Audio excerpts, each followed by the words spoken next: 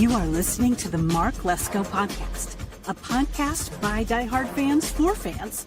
Mark covers all things Penn State football and the Pittsburgh Steelers, as well as anything related to the sports and fitness world. Tune in weekly to listen to a couple of dedicated fans talk about these topics without filters. Thank you for listening to the Mark Lesko Podcast.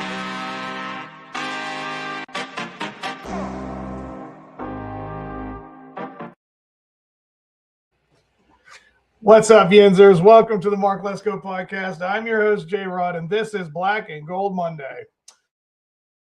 So before I get into it, guys, I do want to say that I am going to be doing my episode of the Steelers Central tonight to do the Houston Texans and the Steelers, but we're just going to be talking about the reaction to the playoffs today for the Steelers, because, again, it does make a difference who goes on and what the map out will look like, because we know that whoever wins tonight goes on and takes the Patriots in New England. That's a set deal. So it's really about strategy as to can we figure out Patriots again, because the last time we faced them, guys, they basically gave us that game. That was the truth.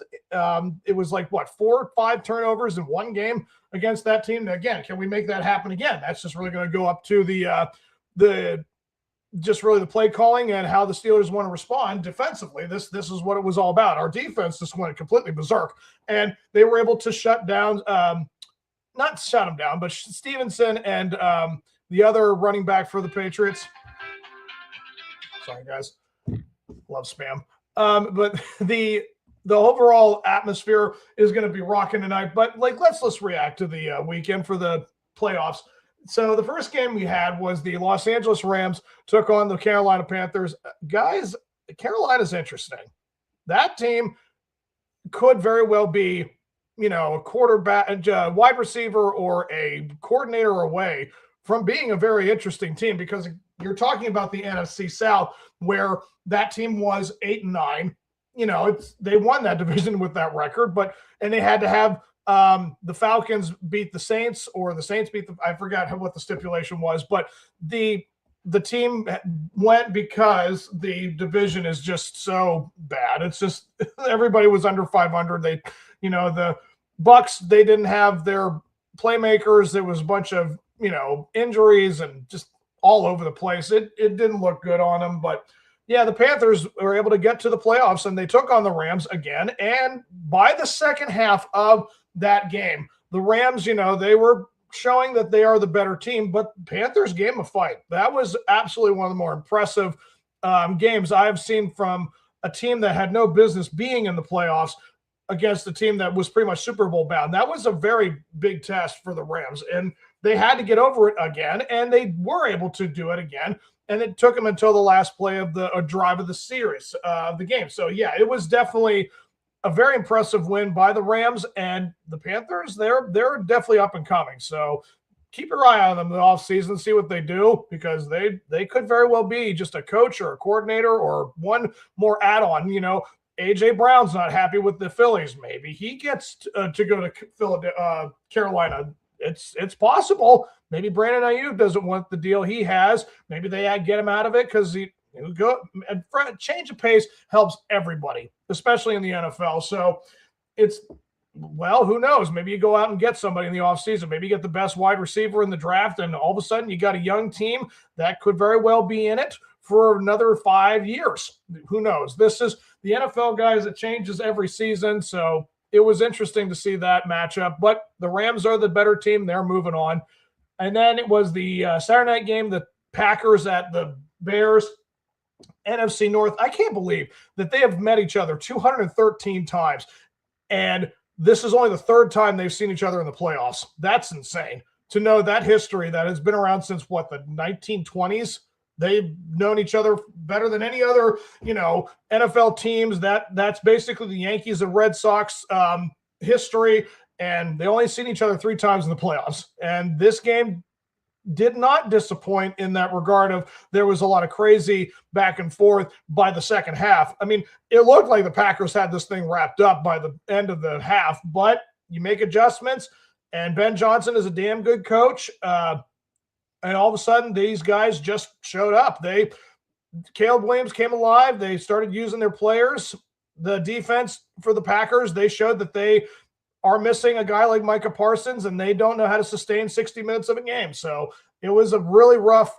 If you're a Packers fan, I have no doubt that there's a lot of anger because it could have been handled so much better. And yet here they just gave them opportunity after opportunity, and they took advantage by the end of it, and it just went their way. So that's really what it comes down to, guys. So when you have a team like the Bears and you have a coach like him, they're going to be interesting because the team relies on a coach to lead you through the trenches of the playoffs. Like, you can get to the playoffs without, just based on your team, but then the schemes start to get different and they need to prepare, and they were able to adjust. And that's why the Bears are moving on, and the Packers now have to go to the offseason wondering what their schemes are going to be with the coach, because if he comes in and extends, it's like, well, then nothing's changing. So that's really a tough situation, and we know a little bit about that, but it's definitely not showing right now.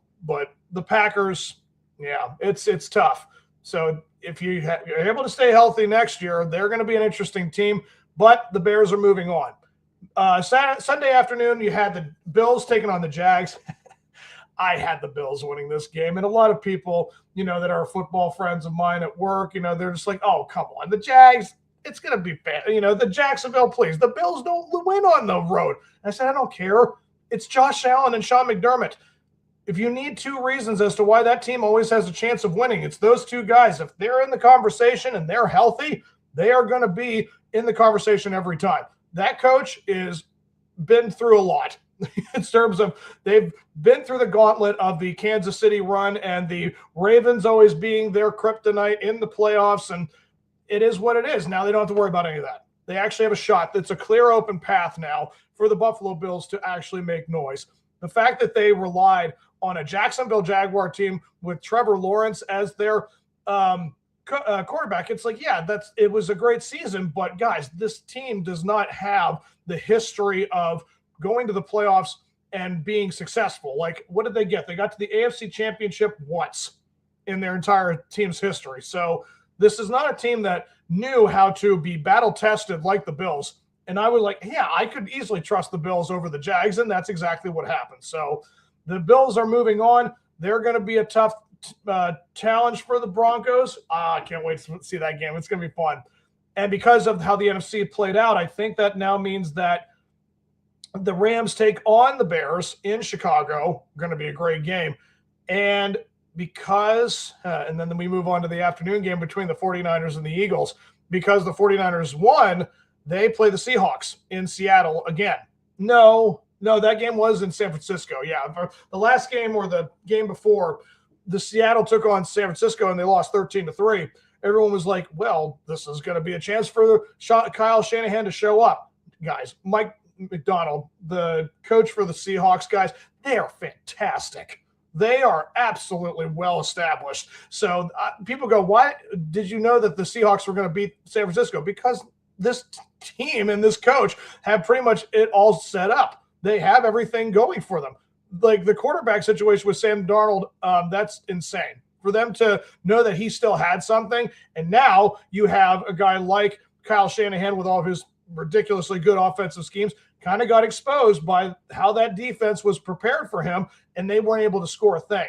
I know that Brock Purdy was having his concussion issues or the injury problems. Like, I don't know what the whole story was, but, losing George Kittle in that game against the Eagles, that shows you that that's going to hurt, and it's probably going to give it a layup for the Seahawks just to take advantage. And again, crazier things have happened. Kyle Shanahan will find a way to keep that game close. He will, but we did see just recently that Seahawks team, it's not nothing to joke about. It's not nothing to mess with.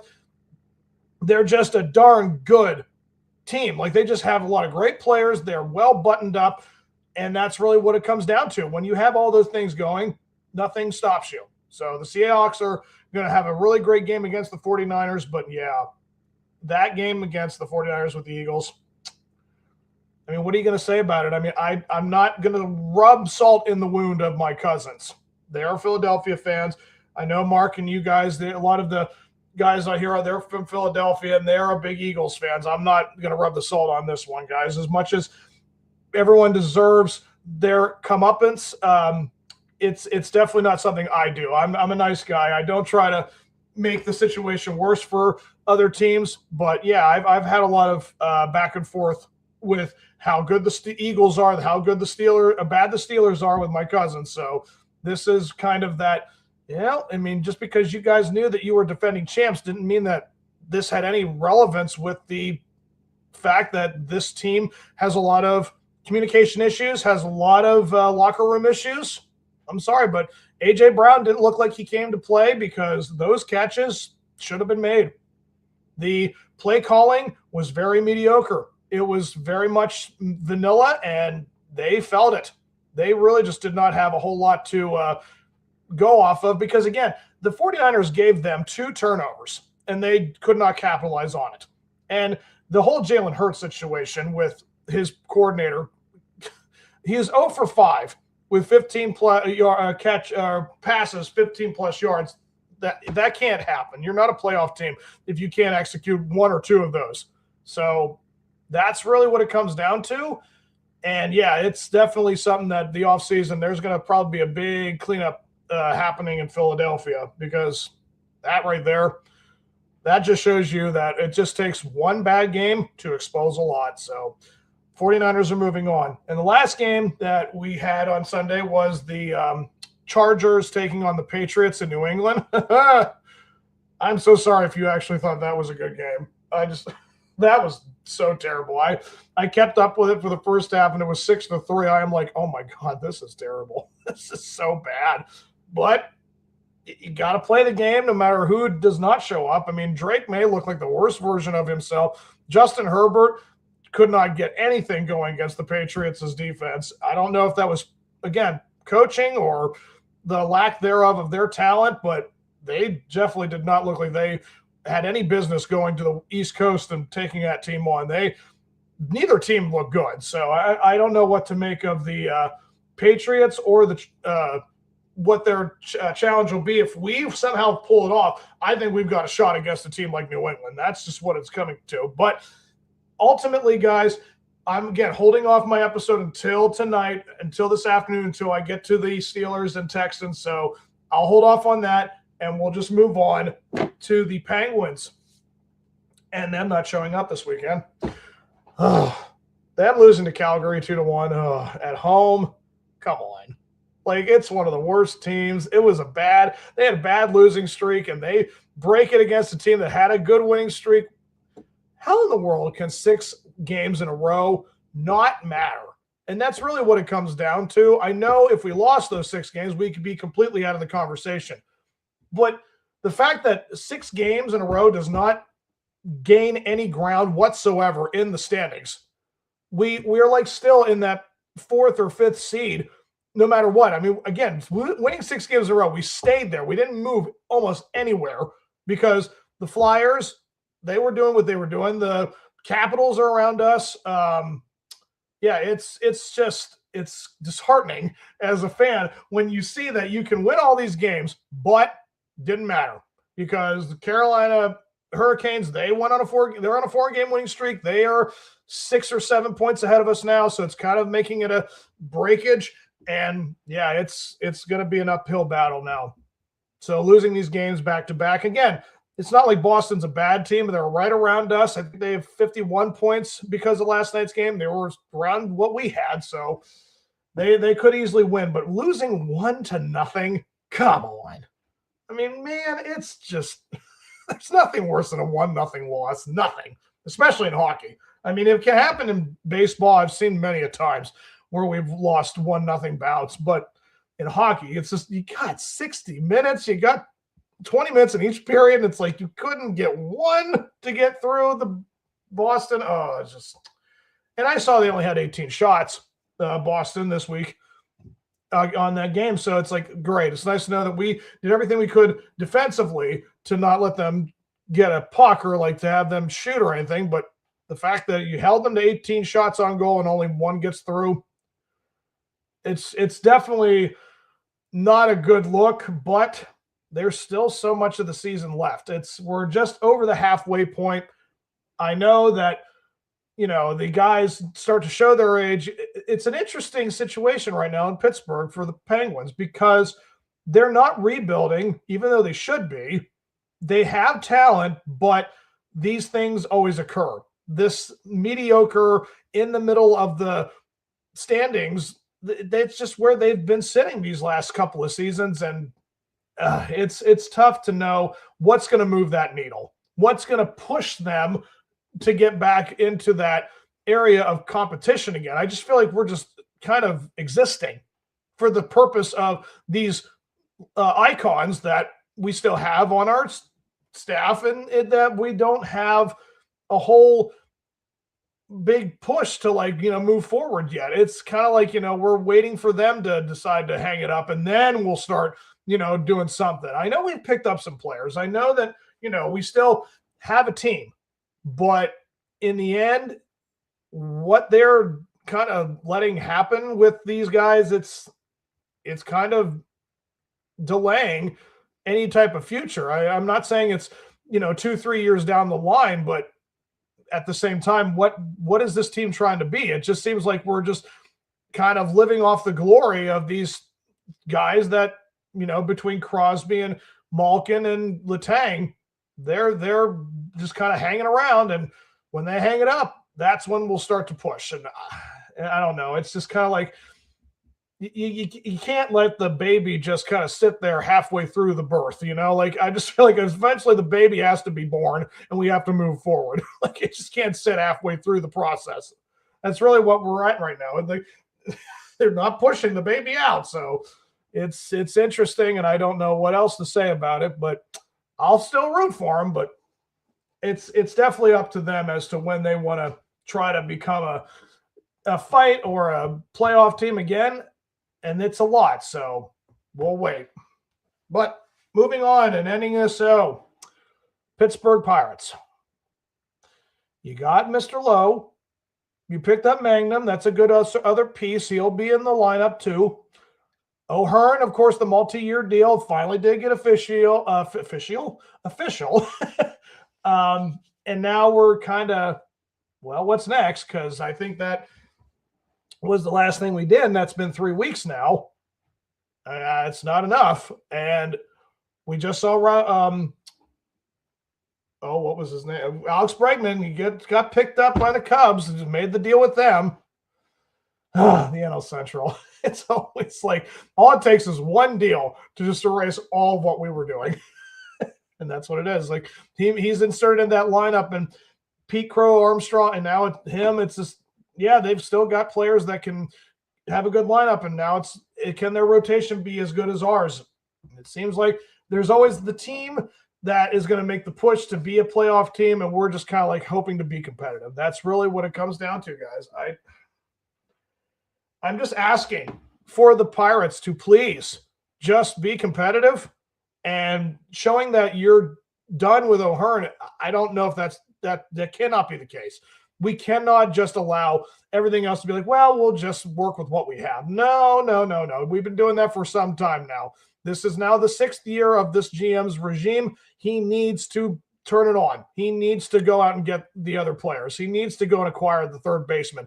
He needs to go and get, the bench players. We need to go and get more guys. Outfield help, infield, even catching. I know we've got 4 of them, but only one of them could be reliable because we just avoided arbitration with them.